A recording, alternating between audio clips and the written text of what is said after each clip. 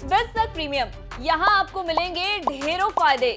तो आज ही YouTube पर ज्वाइन करें। बिज़तक प्रीमियम मेंबरशिप 159 रुपए से शुरू। अडानी ग्रुप को लेकर एक और बड़ी खबर आ रही है। शॉर्ट सेलर हिंडनबर्ग की रिपोर्ट आने के बाद अडानी ग्रुप फुल रिकवरी के मूड में आ गया है।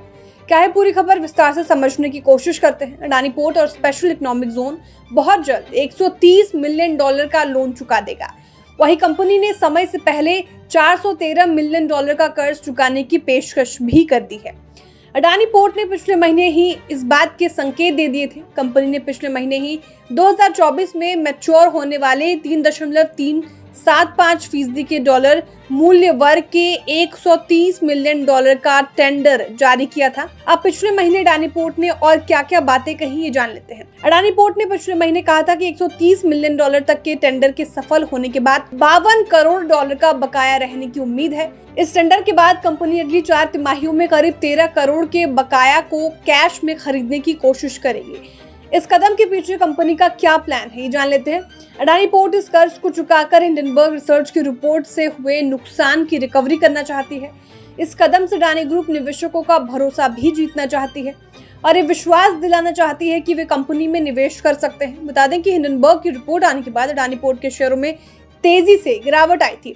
अब अडानी पोर्ट के अच्छे आंकड़ों से रूबरू हो जाइए। बीते हफ्ते ही कंपनी ने बताया था कि Adani port 300 million metric ton यानी MMT कार्गो हैंडलिंग को पार कर लिया है। कंपनी ने केवल 329 दिनों में कार्गो हैंडलिंग के इस आंकड़ों को पार कर लिया है। और तो और कंपनी का मानना है कि APSEZ ने 2 दशक पहले ऑपरेशन शुरू करने के बाद से लगातार ग्रोथ दर्ज कर रही है और पूरे भारत में कार्गो वॉल्यूम में बढ़ोतरी को पीछे छोड़ रही है। इस कदम से कंपनी की बाजार में हिस्सेदारी भी तेजी से बढ़ रही है।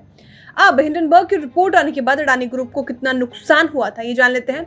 24 जनवरी को हिंडनबर्ग की रिपोर्ट आने के बाद अडानी ग्रुप की 7 लिस्टेड शेयरों के मार्केट कैप में करीब $114 अरब का नुकसान हुआ था। रिपोर्ट ने अरबपति गौतम अडानी की कंपनी पर धोखाधड़ी, स्टॉक की हेराफेरी और अन्य वित्तीय गड़बड़ी यानी फाइनेंशियल इरेगुलरिटी का आरोप लगाया था। हालांकि कंपनी ने सभी आरोपों से इनकार कर दिया है, लेकिन रिपोर्ट आने के बाद से अभी तक शेयर अपने पुराने प्राइस पर नहीं पहुंच पाए हैं। बता दें अडानी पोर्ट का शेयर 9 मई को 1.16% बढ़कर 693.05 रुपए पर कारोबार कर रहा था। ब्यूरो रिपोर्ट, बिस्तार।